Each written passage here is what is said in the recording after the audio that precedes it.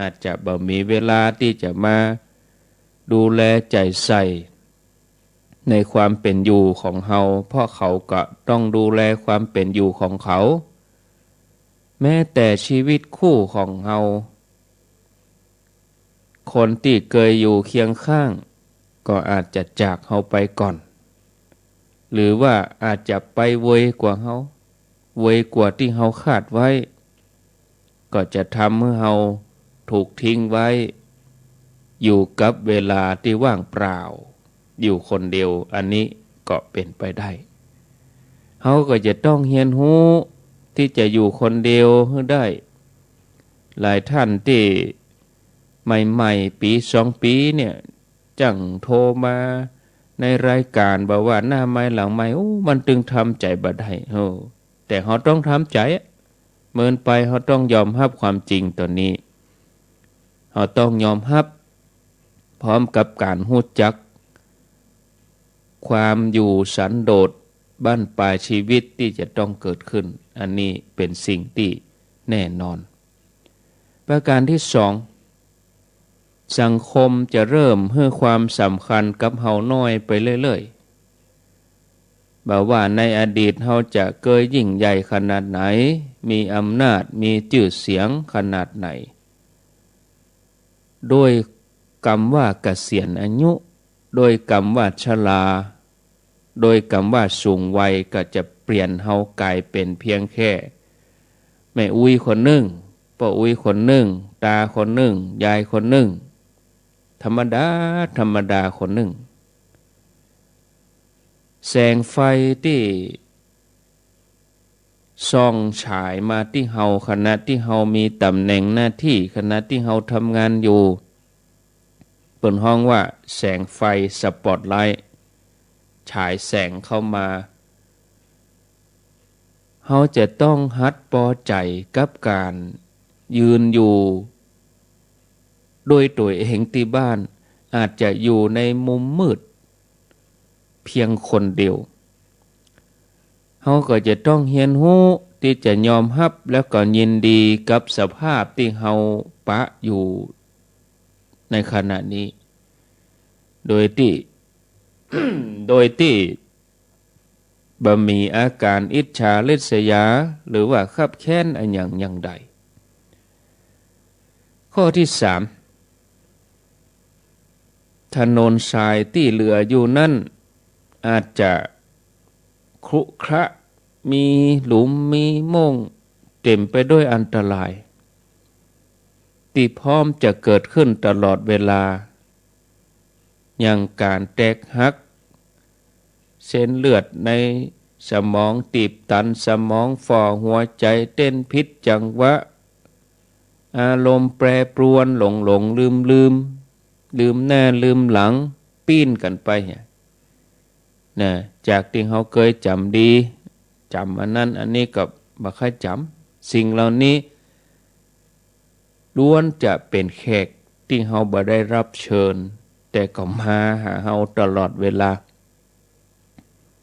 เขาก็จะต้องเรียนรู้ที่จะอยู่กับความเจ็บป่วยหรือแม้แต่ยอมรับมันว่ามันต้องมาเป็นเปื้อนท่านทั้งหลายอย่าหวังว่าร่างกายของเขาจะอยู่สุขสบายตลอดไปมันเป็นไปบ่ได้การมีจิตใจการมีความคิดที่คิดบวกพร้อมกับออกกำลังกายอย่างพอเหมาะพอดีอย่างเพียงพอเหมาะสมอย่างน้อยเดินไปออกกำลังลกหญ้าถอนหญ้าออกกำลังไปแกว่งแขนปั่นจักรยานถ้าว่ามันไปปั่นจักรยานปั่นรถถีบเอาไว้เขาก็นั่งเก้าอี้สอยแข้งนอนปั่นจักรยานทางอากาศยกแข้งยกมือแกว่งแขนเหือใครมันไหลทำหรือบางอันก็เดินเจ้าไหนสัก309ไปเดินไปไหนท่าน309เดินแวดบ้านเขาฮะแม้กระทั่งเดินกวาดบ้านเขาก่อนนับต้องทำอย่างมีสติกวาดบ้านก็หัวกวาดบ้าน นะตื่นมาเอามือข้างไหนจับประตูเปิดประตูไปห้องน้ำปิดห้องน้ำนั่งทำภาระธุระอาบน้ำแปรงฟันออกห้องน้ำมาเรียบร้อยแล้วก็แต่งเนื้อแต่งตัวเฮาก็ฮู้ว่าเฮาก้าวเท้าข้างไหนไปก่อนหลังนับทุกครั้งเฮาก็จะไม่ใช่ว่าเป็นภาระหน้าที่นะเป็นเรื่องที่จะต้องทำคือการได้กระตุ้นตัวเองแล้วก็ปฏิบัติให้อย่างต่อเนื่องเหมือนญาติโยมเขาลุกมาเนี่ยจะไปมัวแต่ฟังอย่างเดียวฟังที่บอกแล้วก็ต้องไปปฏิบัติตัวตื่นเจ้าขึ้นมาก็เนี่ยฟังธรรมะไหว้พระสวดมนต์ขวายมาน้อยรายการจบแล้ว7 โมงก็ออกเหื่อออกไข้ออกกำลัง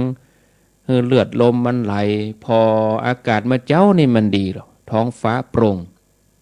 รับแสงแดดเถี่ยพ่องได้วิตามินจากแสงแดดป้องให้พอดี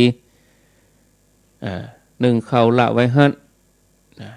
ออกกำลังเสร็จแล้วอย่างเนี้ยกินอย่างเรียบร้อยแล้วก็อาบน้ำอาบอย่างแล้วก็มากินข้าวรับประทานอาหารมีงานสังคมบางอย่างก็ไปอันที่มันปลอดภัยเขาก็แยงเอาลูกกะบ้านเฮานี่มันเขาก็หู้อยู่คนเฒ่าคนแก่มันเจอว่าเปิ้นบ่ฮื้อไปไหนเห็นเลยรุ่นราวเขาเดียวกันก็ไปเอวไปอู้หากันคนเฒ่าเนี่ยเขาก็หู้อยู่ไม่อุ้ยนี่จะไปเอวพับเอวบาไปใจก็ไปเอวหาหมู่เดียวกันรุ่นราวเขาเดียวกันไปวัดไปว่าเหี่ยก็หู้อยู่คนที่ไปวัดในบ้านเฮาก็หันกันตึงวันข้อที่4เตรียมพร้อมสำหรับการใช้ชีวิตติดเตียงวันใดวันหนึ่งต้องเป็นอย่างนี้ติดบ้านติดเตียงแล้วก็ไปสู่สภาพเราอ่อนน้อยหรือว่าทารกแรกเกิด มันจะเป็นอย่างนี้เหมือนกันทุกคนต่างเคยอยู่บนเตียงเคยนอนเปลเมื่อตอนที่แม่ของเฮาเอาเฮามาสู่โลกใบนี้หลังจากนั้นเฮาก็จะเดินผจญภัยแล้วก็ต่อสู้ในเวลาที่ยาวนานตลอดชีวิตในที่สุดทุกคนก็ปิกมาจุดเริ่มต้นก็คือต้องนอนเตียงนอนเปลนะเฮาจะถูกดูแลโดยคนอื่นเหมือนที่เฮาเกิดใหม่ๆต้องการความเอาอกเอาใจมีความน้อยใจสิ่งเหล่านี้ก็ต้องคิดว่ามันเป็นประจำที่มันจะต้องมีต้องเกิดฉะนั้นเฮาเคยมีแม่เป็นผู้ดูแลเฮาโดยความฮักแต่เมื่อวันที่เฮาจะจากโลกนี้ไปเฮาอาจจะบ่มีญาติคนใดที่มาใกล้ชิดมาดูแลเฮาก็ได้อาจจะอยู่ในมือหมอ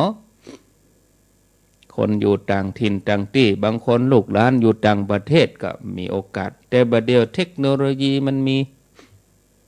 ถ่ายรูปก็ดีโทรศัพท์พอหน้ากันก็ดีแต่มันยังได้ก็ตึงเหมือนที่ได้มาปะมาพบถ้าเราเป็นคนโชคดีมีญาติดูแลก็คงเทียบบ่ได้กับความเอื้ออาทรความเอาใจใส่ดูแลที่เราได้รับจากแม่มีความเป็นไปได้ที่เราอาจจะถูกดูแลโดยคุณหมอคุณพยาบาลที่มีหน้าตายิ้มแย้มแจ่มใสบนใบหน้าแต่จิตใจของเธอคุณพยาบาลนั้นอาจจะมีแต่ความเหน็ดเหนื่อยความเมื่อยล้ายิ้มไปก็เท่านั้นน่าชื่นอกตรมในขณะที่ปฏิบัติหน้าที่มันเป็นเรื่องที่น่าเบื่อซ้ำซากจำเจเฮาก็ฝึกที่จะมาปฏิบัตินอนนิ่งๆบ่ดีไปจู้จี้ขี้บ่นทำตัวเป็นคนไข้ที่มีปัญหาทำตัวเป็นคนไข้ที่เอาแต่ใจทำตัวเป็นคนไข้ที่เกเรทำตัวเป็นที่ลำบากกับคนอื่น เราต้องรู้สึกพอใจในสิ่งที่เราได้รับแล้วประการที่5ข้อสุดท้ายพร้อมที่จะพบกับสิ่งหลอกลวงต่างๆเราจังได้ยินคนเฒ่าโดนเนี่ยเงินสะสมมาโอ้โดนคนนั้นคนนี้คดโกงไปจุหลอกไป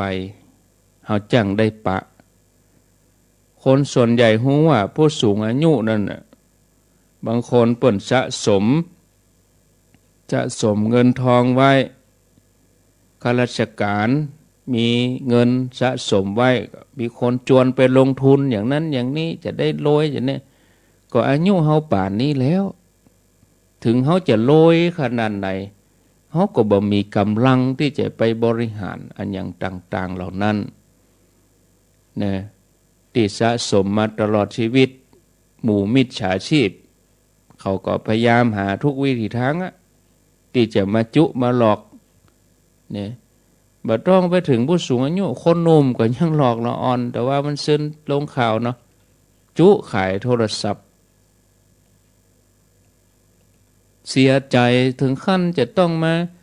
เสียชีวิตไปเลยละอ่อนอยู่นะแล้วคนที่จุนั่นก็ละอ่อนเหมือนกันนุ่มละอ่อนนุ่มไปจุเปิ้นมีเงินบ่ฮู้กี่10 ล้านผลสุดท้ายเจ้าหน้าที่ตำรวจเปิ้นตวยไปถึงบ้านเปิ้นเอาญาติโยมทั้งหลายเป็นว่าเบาว่าบ้านว่ารถเป็นเงินที่จุหลอกเปิ้นมาทั้งหมดสุดท้ายก็ต้องส่งคืนหมดลึงเลยหมดลึงเมียสักอย่างเลยเนี่ยไปตามสื่อโซเชียลบางทีอาจจะมาหลอกซึ่งหน้าก็ส่งข้อความ SMS ส่งอีเมลส่งไลน์อย่างฮื้อเนี่ยเขาจะไปนับได้นับงอมข้อใส่อาจจะมีตัวอย่างสินค้าอันนี้ผลิตภัณฑ์ชะลอความแก่นะ กินแล้วเนี่ยจะสวยขึ้นหนุ่มขึ้นอายุยืนขึ้นเนี่ยหรือว่าสิ่งที่คนเหล่านี้ต้องการก็คือใจทุกวิถีทาง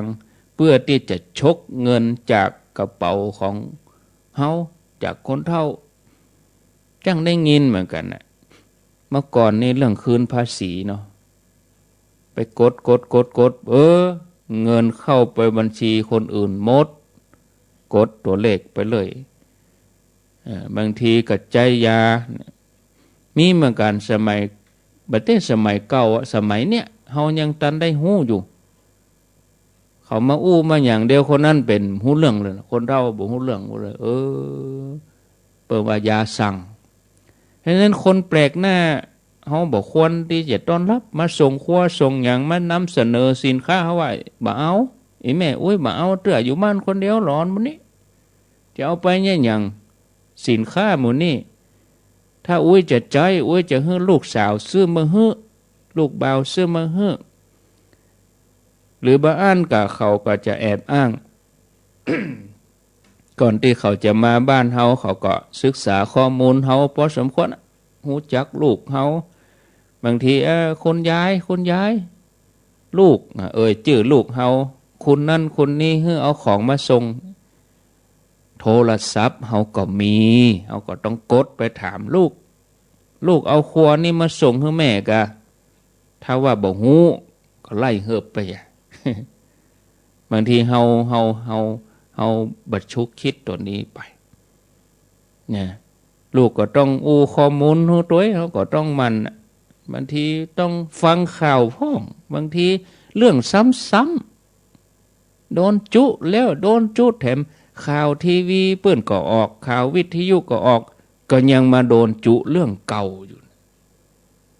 นะเพราะความโลภนะศรัทธาญาติโยม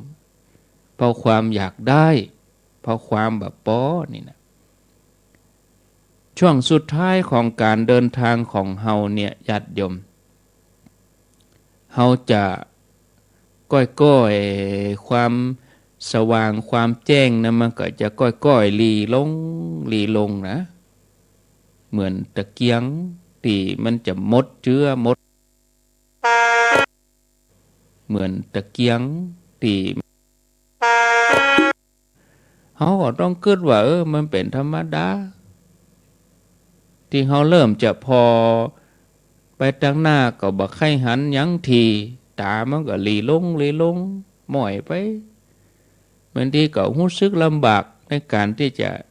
ก้าวเดินไปฉะนั้นผู้สูงวัยท่านทั้งหลายจะต้องมาประสบ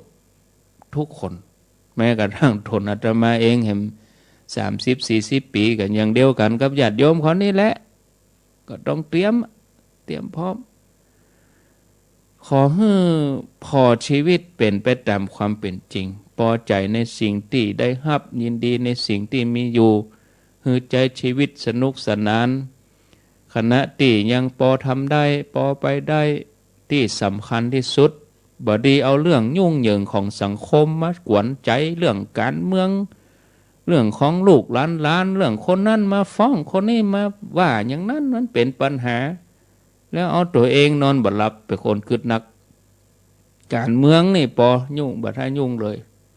จบนะจะไปยุ่งกับเขาแล้วเขาจะมายุ่งกับเขาเนี่ยศรัทธาญาติโยมทั้งหลายฮือใจชีวิตอย่างเจียมเนื้อเจียมตัวเรียบง่ายอย่าไปแสดงตัวเองว่ามีนักเก่งนัก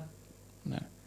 ถึงแม้ประสบการณ์นักเก่งนักอย่างใดก็จ้างเถอะญาติโยม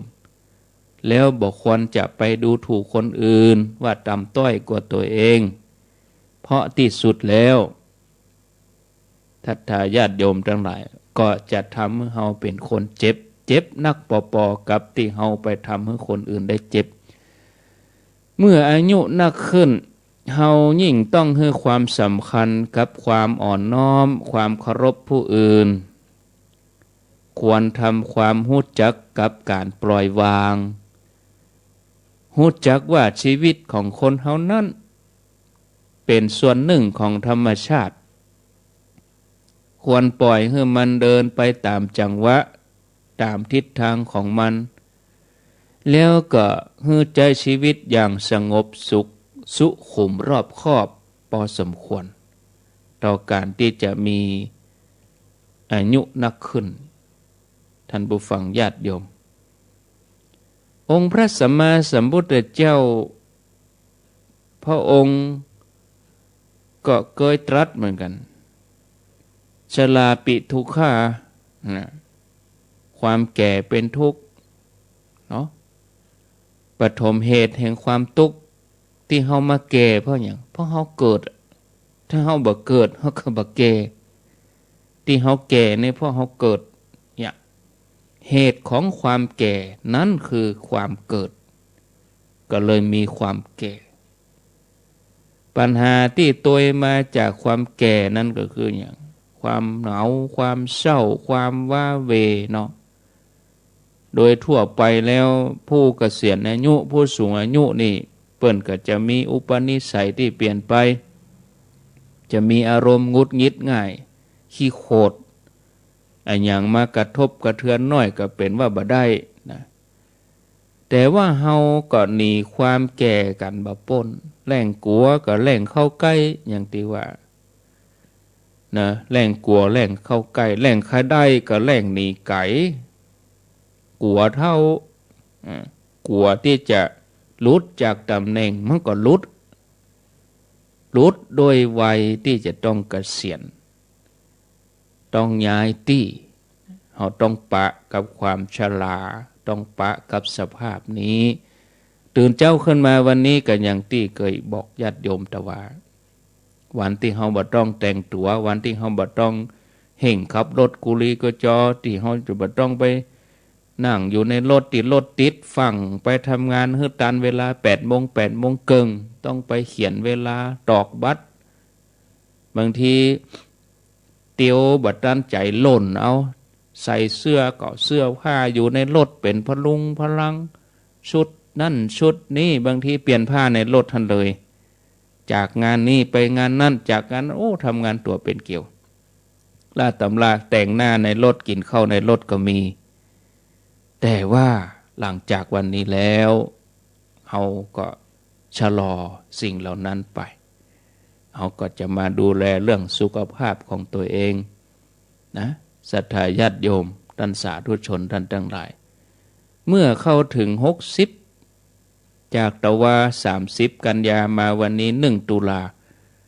เขาก็มาสำรวจตัวเองว่าเขาก็ยังพอจะมีบ่ามีแห้งกระชับกระเสงอยู่พ้อง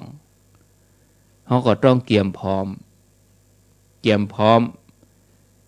ที่จะเข้าสู่วัยผู้สูงอายุโดยการยอมรับสภาพว่าอายุเขานักขึ้นแล้วรู้นี่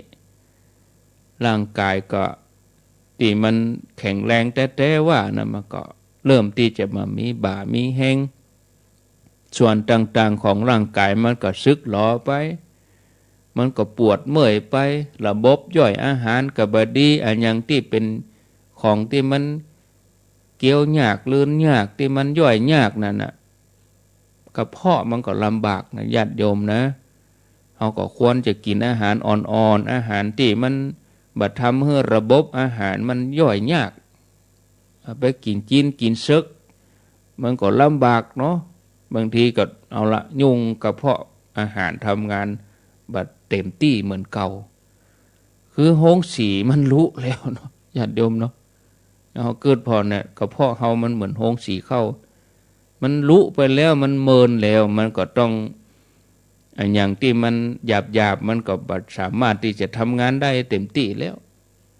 นะระบบย่อยอาหารกับบดีผิวหนังหน้าตาก็เหี่ยวย่นไปผมก็งอกไปซึ่งก็ต้องยอมรับสภาพว่าเฮาทุกคนต้องเจอสภาพเหล่านี้แน่นอนนะโดยวัฏจักรของชีวิตก่อนหน้าที่เฮาจะเข้าสู่วัยผู้สูงอายุแล้วก็ต้องสูงขึ้นไปเรื่อยๆอายุก็ต้องเพิ่มไปเรื่อยๆนั่นนะบางทีบางท่านเฮาก็บ่ได้เกี่ยมการอะไรอย่างแต่เมื่อเกษียณอายุราชการแล้วเฮาก็ต้องยอมรับตัวเองว่าเฮาก็ยังมีงานให้ทำอย่างอื่นอยู่เนาะบางทีผู้นำหมู่บ้านเจิญไปไปเป็นอย่างที่ป้อนั่นโทรมาแต่ว่าที่อยู่เมืองฝางไปเป็นกรรมการที่ปรึกษานั่นเป็นคนน้ำกินน้ำตาลสมัยนั้นเขาก็ฝึกเอาเมื่อเขามาอยู่จังวัดจังวากรรมไหวกรรมสาสวดโยโกห้องนี่มันต้องมีไว้พ้องอันนี้ละอ่อนเขาก็เนพอมันก็พอไม่อุ้ยนี่ว่าอีตังก็ปบได้พออุ้ยนี่จุดทูบก็ปบถูกแต่เมื่อก่อนเขาไปไหนเขาก็ทำหน้าที่ที่คนอื่นจัดแจงให้เขาเรียบร้อยแต่เมื่อเขาเกษียณอายุแล้วนี่เขาต้องทำด้วยตัวเองด่าขอบด่าครัวไปหันไปนี่อันที่เขาก็ทำให้ตัวเองมีคุณค่านะศรัทธาญาติโยมฝึกเอาเนอะ60นี่นะสมองยังดีอยู่เฮียนเนี่ยฝึกดึงวันกะเจ้ามาก็สวดอิติปิโสสวดพาหงวันตาหลวงวันตาน้อยอิตังหยาดน้ำแต่อีก็พอใจละกรรมฐานขันธ์5เหี้ยแต่ที่จะได้ใจกันนะญาติโยมทั้งหลายบางทีก็มีตารางชีวิตไว้แล้วก็บดีทำงานที่หักโหมเกินไปเขาก็มานึกถึงแต่ก่อนยกขบกนี่เขายกมันขบกแม้ติดน่องกูลูกยกสูงบ่สูงอันโยน่าขึ้นกับยกเหลือเกิงประเด็นนี่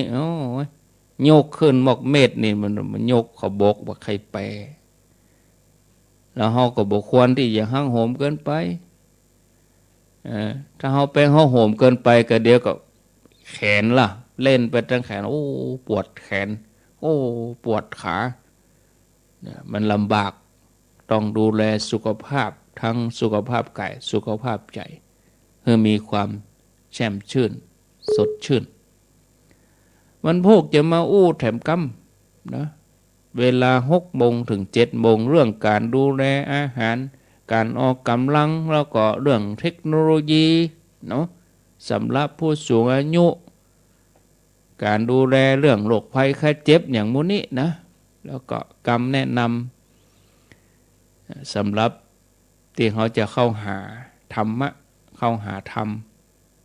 แต่ถ้าเขาหันหลังเฮ้อบะมาเห็นเลยมันก็อยู่ไปก็ลิบหลีท่านผู้ฟังเขาจะมีชีวิตอยู่จะได้เนาะห่วงระหว่างเดือนกันยายนก็มาได้2 วันเรื่องชีวิตเกษียณวันนี้ก็รวมไม่ใช่เกษียณเฉพาะข้าราชการคนที่เกษียณในเวลา60อายุร่างกายมันก็เกษียณของมันเองนะท่านผู้ฟังเอาละท่านสาธุชนท่านทั้งหลายเวลาตอนนี้ก็ที่5:43 นาทีท่านผู้ฟังกำลังรับฟังรายการเสียงธรรมแสงอรุณดำเนินรายการโดยอัตมภาพพระครูอภิวัฒนวิกรมวัดปากตังเจริญตำบลดอยหล่ออำเภอดอยหล่อจังหวัดเชียงใหม่มาอยู่เป็นกู้กับพี่น้องศรัทธาญาติโยมท่านทั้งหลายบางวันก็มาเจ้ามืดตี 3บางวันนี่5 โมงนี่โดยส่วนใหญ่ตี 5วันจันทร์ถึงศุกร์แล้ววันเสาร์นี่ก็6 โมงถึง7 โมงวันอาทิตย์นี่บ่มีวันอาทิตย์เป็นท่านอาจารย์วรรณชัยชยานันโทวัดพุทธศรีคีรีรายการต่อจากอาตมาถ้าเป็นเครือข่ายขึ้นสีขาวก็จะเป็นหลวงพ่อพระครูปฏิภาณธรรมทินเจ้าวาดวัดพระธาตุม่อนจอมพอส่วนที่ 104.5 วัดฝ่ายหินก็เป็นหลวงพ่อท่านพระครูวิสิทธิ์ศิลาภรณ์วัดวังสิงห์คำก็เชิญติดตามรับฟังกันได้ท่านสาธุชนท่านผู้ฟังทั้งหลายเวลาก็พอดีสำหรับที่จะทักทายญาติโยมท่านทั้งหลายหางเวลาไว้ประมาณ15 นาทีแล้วก็แหม3 นาทีสุดท้ายก็จะได้นำรายการจากลาไปก่อนเพราะว่าเตรียมเวลาให้สถานีเปิ้นตัดเข้าสู่รายการต่อไปญาติโยมจะสนทนาอุจาแจ้งผลการรับฟังก็ดีโทรมาเพื่อกำลังใจสอบถามปัญหาก็ขอเจริญพรที่หมายเลข0998366322เอาไผมีหยังจะอุจจาก็ขอเจริญพรโทรเข้ามาแจ้งผลการรับฟังจากที่ไหนฟังคลื่นใดไก่ใกล้อย่างใดเนาะรับสายก่อนเจริญพรกราบไหว้สาครับท่านพระครูอ้าวเมืองฝังแม่อายคำว่าอัจฉริยะนี่มีแต่เนาะโอ้สันคำหูมาอู้นี่บอกหูจะกว้างได้เลยสักคำเลยอ่ะฟังไปเลยๆเนาะ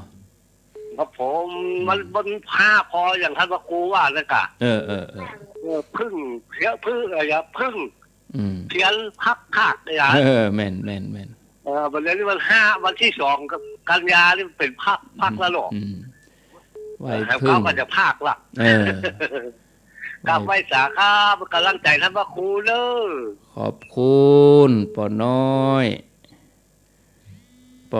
บุญปานเนาะเจริญพรอู้เหมือนไงบ้านโอ้ก็เหมือนกันนะก็เจริญพรติดแล้วไม่จ่าท่านพระครูอันนี้ปวุฒิชัยนะครับวุฒิชัยอยู่ที่ไหนอยู่ที่วัดคอกหมูป่าครับสันทรายไอ้กระทมกระถามท่านครูว่าอันถ้า5 โมงป่าเนี่ยขอพื้นสุดธรรมจักรกับเมตตาไปได้ครับเป็นเมื่อแรง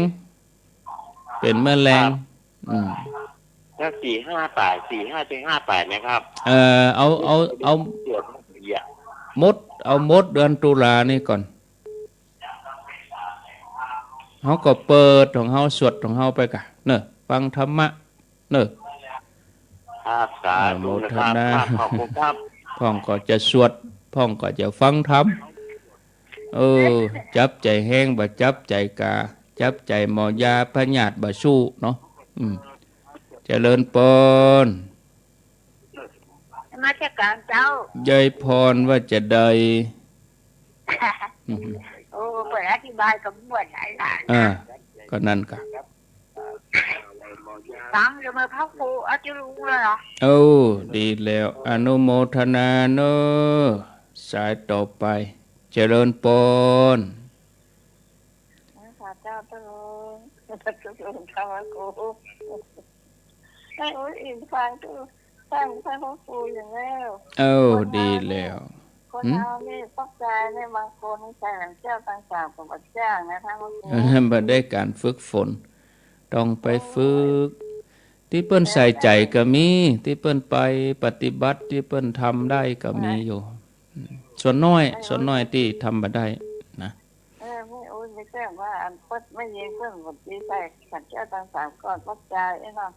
ไม่คือเปิ้นใส่หมดเจ้าว่าเอาไปใส่อันเดียวกับเดียวนั่นแหละบอกเขากะอันนี้เขาต้องบอกเขาเปิ้นใหม่อยู่เขาก็ต้องบอกต้องแนะนำเอกอะเนาะเข้าแล้วแหละเข้าใช่ไหมเป็นยังไอ้เมินเปิ้นก็จ้างอ่ะไอ้เมินเปิ้นก็จ้างอ่ะเนาะคะแนนบอกให้กันโมทนาสายต่อไป0998366322มีเข้ามาส่วนมนต์นี่ก็ต้นเดือนตุลานี่กันเนาะเพราะว่าช่วงนี้อาจจะมาทดสอบสถานีบัดเจ้าอย่างอ่ะที่ว่าฟังบรรยายมากูเตื้อตีห้าสวดอีนะแล้วก็จะมีบางวันอย่างวันการกายะเพราะว่าท่านสาธิตเปิ้นมีรายการลากยาวไปอย่างวันพุธกายะก็จะมีสวดมนต์สลับกันพ่องวันศุกร์นี่บ่มีรายการที่ตีต่อยาว2 ชั่วโมงนี่บ่มีก็เลยบรรยายชั่วโมงในวันศุกร์เนี่ยเนาะก็ไล่หากันเนอะต่อไปจะสลับกันสลับเป็นสักวันสักวันก็จะได้สวดมนต์สักวันก็ฟังบรรยายอีนะก่อนนั้นเขาก็สวดมนต์กันทุกวันคงจะจำได้แล้วก็เพราะจะดีออกภาษาแล้วนี่เจริญปนรักษาเจ้าจากที่ไหนเนี่ยวันดีบ้านลังกาเจ้าบ้านลังกาฟังชัดดีเนาะเจ้าชัดจัดดีเจ้าเป็นสาระดีเนาะเป็นหมอกเป็นหยังแล้วก็แม่จังเวียงหัวเป้าอ่ะเจ้าเริ่มเป็นหมอกแล้วเจ้าหนาวเป็นหมอกเป็นหยังลงไปตามโต่งตามนานี่มันเปิงดีนะเนาะขอประจักษ์ไก่นี่โอ้ยหมอกนี่เท่าเดียวนี่นะให้มีแล้วก็หาฝนนี่แต่ก็ได้ยินวันนั้นไปวัดกับทุกเจ้าเปิดใครจะฟังเปิดว่าจะมีม่าน3 ลูกที่เราว่าน่ะเจ้าน่ะต้องฟังพยากรณ์อากาศเจ้าพอทีวีฟังพยากรณ์อากาศเจ้าพอทีวีเปิ้นตึงเอามาออกคือพอหรอพยากรณ์ทีวีนี่มันแน่เนาะว่าแต่คืนนี้ก็ว่ามีฝนวันนั้นว่ามีฝนแต่ตกมาจัดหนักอ่ะภาคเหนือว่ายังไงเฮามีฝนเด้อตกมาจัดหนักแล้วก็3 วันนี้มีฝนนะโมทนาเนอเจ้าเจ้าก็เว้นช่วงพ่องตกพ่องยั่งพ่องเจริญปนครับผมท่านครูครับมาจะได้ห้วยยาใสนั่นยังไม่เรียนอย่างว่านะท่านครูต้องต้มจึงตุ่นกันนักขนาดทุกเต้มันก็ไม่เร็วครับเขาก็ต้องตัวตันเนาะฟังข่าวฟังยังเปิ้นตึงออกหรอเนาะโมทนาสายต่อไปเจริญปนเจริญปนติดแล้วแจ่โฮมลำปางโมทนาสายต่อไป0998366322 ตี 5 กับ 52 นาทีภายยังบ่ลูกเตื้อกะเกียมตัวลูกมาได้แล้วเนอะลูกมาได้แล้วตื่นมาได้แล้ว รับลูกเจ้ากินพักดังป่ายรับลูกขวายกินพักดังเกาลูกเจ้าได้หลายลูกขวายได้น้อยรับลูกเจ้าเป็นเจ้าดังหลายรับลูกขวายปาเฮือลูกหลานเป็นหนี้เป็นค่ารับสายเจริญปนเจ้าไว้สาเจ้ากัดก้อมเจ้ากัดก้อมเจียงใหม่เจ้าฟังแต่เจ้าละกาแม่บุญรับลูกขวายวันนี้ขวายไปรับดีแล้วโอ้ดีละพักผ่อนนักดีตื่นมาจะได้สดชื่นเจ้าเจ้าไปสาเจ้า